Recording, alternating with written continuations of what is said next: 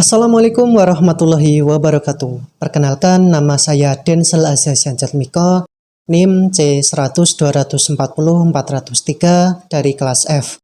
Pada kesempatan ini, saya akan mempresentasikan tugas mata kuliah Hukum Tata Negara, yaitu menulis paper dengan tema Analisis Partisipasi Pemilih Muda dalam Pemilu 2024. Dari tema tersebut, saya mengangkat judul Transformasi Partisipasi Pemilih Muda melalui Revolusi Digital dan Kesadaran Politis pada Pemilu 2024. Bab 1. Pendahuluan. Sebagai pembuka, kita melihat sebuah fenomena penting pada Pemilu 2024, di mana Indonesia mengalami babak baru dalam politiknya.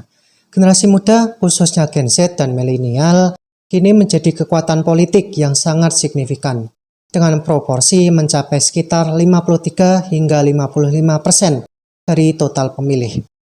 Hal ini secara fundamental mengubah demografi politik dan menciptakan dinamika baru. Generasi ini adalah digital native.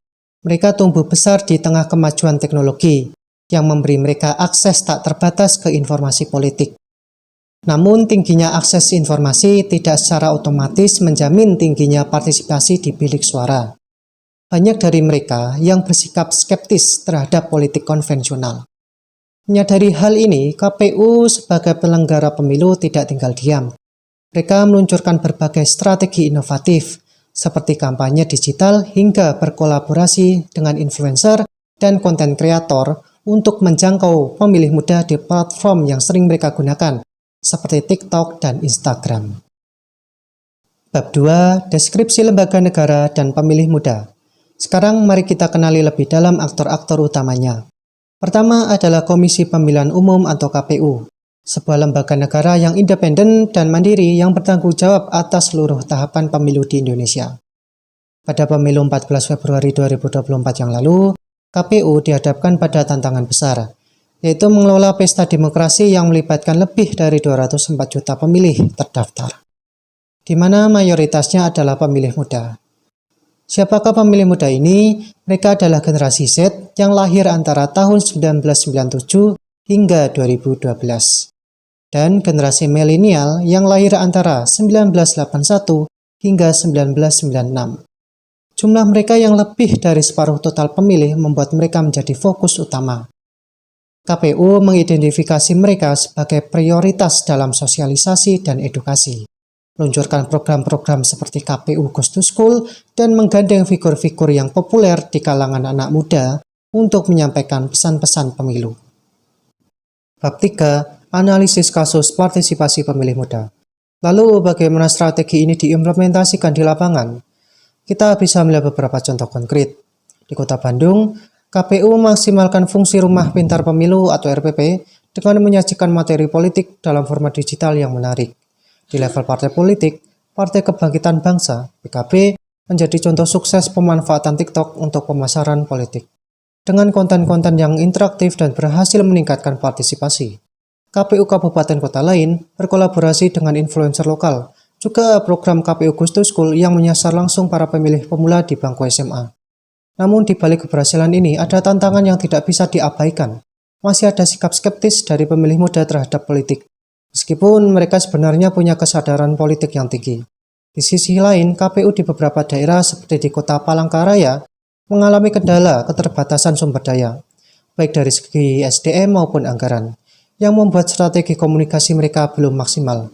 Akibatnya, fenomena golput atau golongan putih yang pada pemilu 2019 angkanya mencapai 18%. Tentu hal ini tetap menjadi sebuah kekhawatiran serius. Bab 4. Evaluasi berdasarkan teori dan konsep hukum tata negara.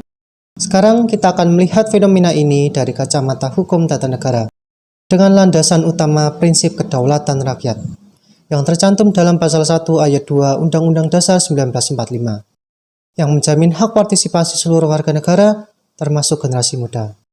Dalam era digital ini, prinsip pemilu yang berjudul atau langsung umum bebas rahasia jujur dan adil mendapat tantangan baru. Generasi muda memiliki ekspektasi tinggi akan transparansi, menuntut KPU untuk bisa menjamin prinsip ini sambil beradaptasi dengan cara komunikasi mereka.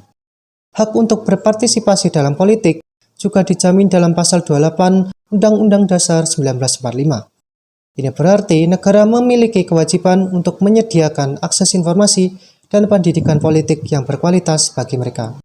Konsep active citizenship juga menjadi relevan, di mana partisipasi mereka tidak lagi terbatas pada mencoblos, tapi meluas ke diskusi online, kampanye digital, dan pengawasan pemerintahan.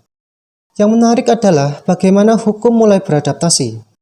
Contohnya adalah putusan Mahkamah Konstitusi nomor 166 PUU 21 tahun 2023 yang mengatur tentang penggunaan citra diri dalam kampanye untuk mencegah manipulasi berlebihan dengan teknologi AI, sebuah langkah penting untuk menjaga integritas di era digital.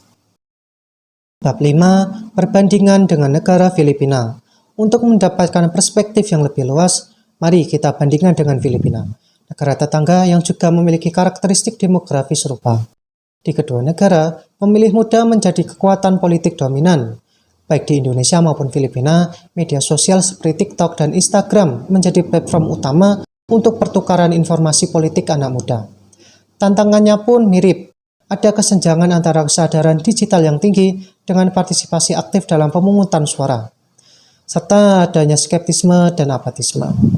Namun ada perbedaan pendekatan yang menarik. Sementara di Indonesia, KPU fokus pada program sosialisasi seperti RPP dan adaptasi hukum melalui putusan MK. Filipina mengambil langkah yang lebih tegas dalam regulasi.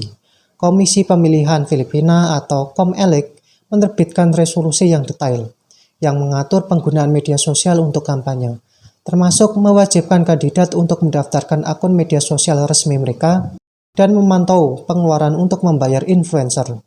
Ini menunjukkan adanya berbagai cara untuk menghadapi tantangan yang sama. Bab 6. Kesimpulan dan rekomendasi.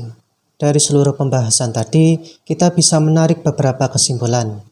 Pertama, generasi muda telah membentuk pola partisipasi politik baru yang sangat lekat dengan dunia digital. Kedua, strategi digital yang dikembangkan KPU sudah merupakan langkah adaptif yang positif, meski masih dihadapkan pada tantangan seperti skeptisme dan golput. Dan ketiga, transformasi digital ini membawa kita pada tantangan konstitusional baru, yaitu bagaimana menyeimbangkan inovasi teknologi dengan perlindungan hak-hak dasar warga negara.